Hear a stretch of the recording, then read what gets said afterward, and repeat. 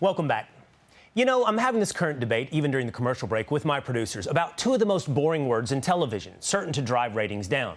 Those words are taxes and Medicaid. And yet I sit here today thinking what I want to share with you is one of the most important stories I'm afraid you have not yet heard about.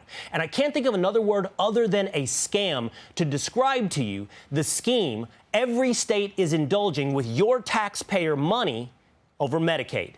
Here's how it works. Nearly every state uses taxes on hospitals and nursing homes, and it is using federal matching funds. Today, as part of their mission, their mandate, to find ways to cut government spending, Republicans are looking to close what's called the Medicaid loophole.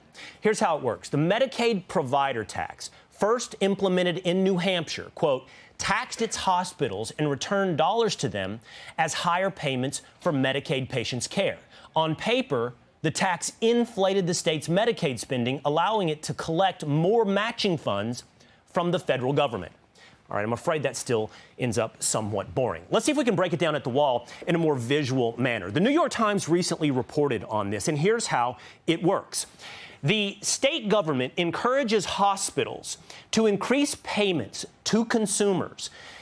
In this example, going from $1,000 to $30. But the hospitals know there's no big loss because they have to pay a $30 tax to the state government.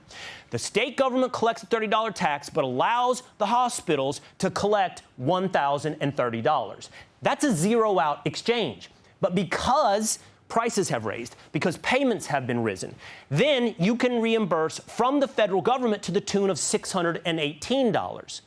Will, what does that mean? Let me show you how it's supposed to work, how Medicaid originally worked. It's much more simple.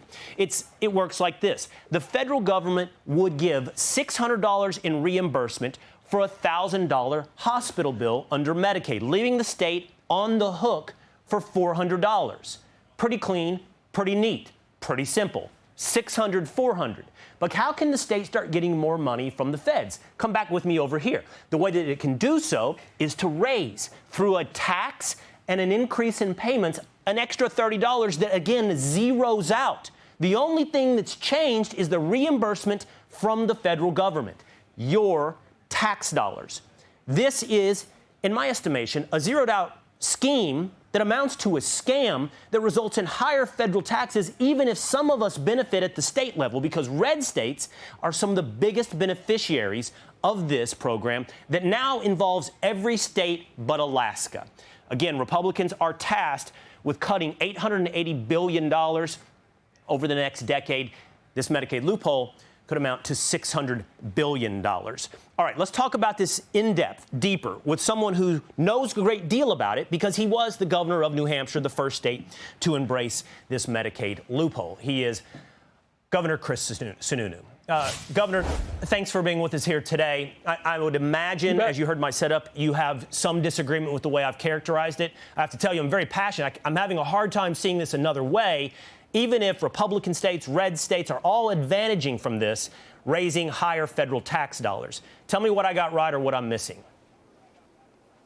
Well, look, fundamentally, you're right how the system works. I think back in 1992 or 1993 when the process started, was it a loophole? Yes, it was. But the federal government knows everyone uses this system. It's part of the process at this point, and it has been going on for 30 years. So it's not like they don't realize it's there. They've had 30 years to stop it if they didn't want it to be stopped for whatever reason. All the dollars still go to uncompensated care and Medicaid patients. So again, it's become precedent at this point. Now, I totally appreciate that, the cuts have to be made. I mean, there's actually a simple answer to all of it, and that's a block grant, right? But block grant the money to states and let states manage themselves because Washington has never created a system of accountability. Sure.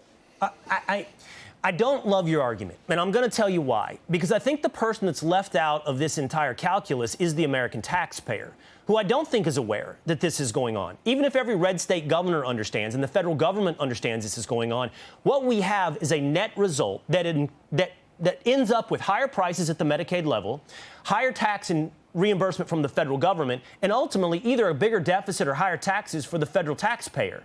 And it's done through this little loophole scheme that's a circular payment system where the hospitals and states come out the same, but your federal tax dollars go up. And I don't see the big beneficiary here other than states that are trying to cover budget holes.